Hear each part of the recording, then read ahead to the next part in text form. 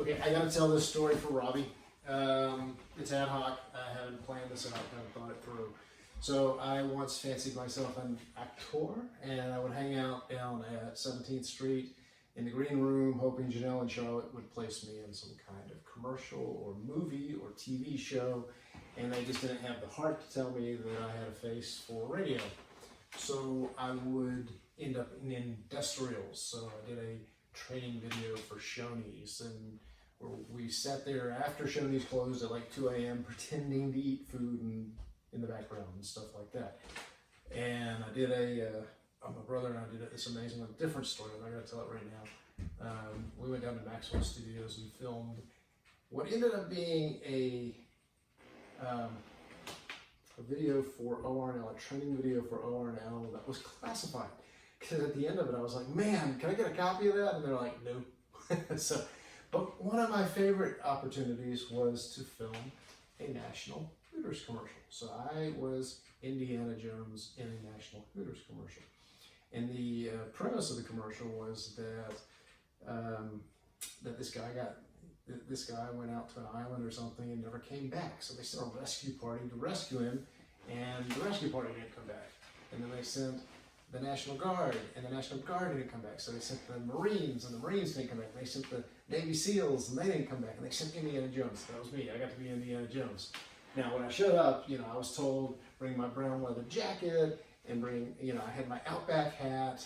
And so really, instead of Indiana Jones, I had some frilly stuff on my jacket. I probably looked a little bit more like Dennis Hopper meets Crocodile Dundee. And, but it was good anyway. So we get to HP Video, and a film studio, if you haven't seen one, is really just a warehouse. That's really all it is. HP Video has this warehouse where, that real tall ceiling, so you can build these sets, and they're usually up here in like the second and a half story or something. There's doors that open up into nowhere. If you came out the doors, you'd fall to the ground. Because if you're filming something that needs a staircase, it goes up to the doors, and that's your staircase. That's how you make your sets. So this commercial had like the 5 top Hooters girls in the nation. These were the top 5 calendar girls in the entire nation. And they were dressed like Hooters waitresses, but instead of having the shorts that you wear at Hooters, they had shorter shorts. And they were looking fine.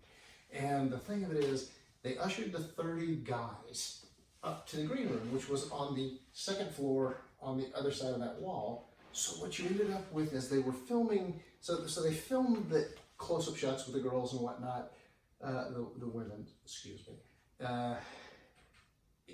on the set.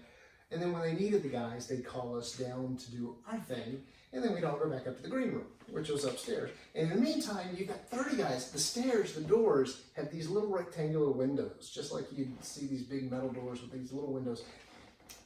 And so you've got 30 guys staring out the window at the set, trying to watch for these 5 incredibly beautiful Hooters waitresses. So me, I look out the window, and I see a table full of food. So I asked the handler, I'm like, who's the food for? And the handler says, oh, any of you guys can have the food. Well, the food's down there. So I go down the stairs to go to the table of food. Of course, it's an active set, so you just have to be real quiet. So I'm down there just nibbling on the food, watching the girls do their things. Meanwhile, there's 58 eyeballs up in the windows, like looking down there. I'm down here, ground level, with the action. You've got 29 guys up there in the window. And so they do their thing and they call a break, and the 5 top Hooters girls in the nations come over to the table where the food is and me. So I end up engaging in this conversation with these 5 incredibly beautiful women. Meanwhile, 29 guys up there going, what is he doing? And that was the discussion we had later. They were like, how did you get down there? What were you doing? Anyhow, right by the table, there's a cooler full of drinks. Cooler sweat and stuff, you know how it goes. But the table, the spread of the table's there, cooler full of drinks, and one of the ladies just plops right down on the cooler. And we're all chit-chatting, and then all of a sudden she stands up and realizes somebody had dropped a brownie on the cooler. Now they're wearing these short shorts, stockings, and she sits down on this brownie and then stands up and peels it off her backside, this brownie. And I'm standing there talking to all 5 of them, and she's like, oh no, I sat on this brownie, bends over at her waist, doesn't even bend her knees or anything, just bends over like this and looks at me and says, did I get it all? So what do? I glance up at the 58 eyeballs in the windows and I proceed to bend over like this, about 10 inches away from this girl's backside to check out whether or not she has brownie in her hosiery. And I'm like, I don't see anything.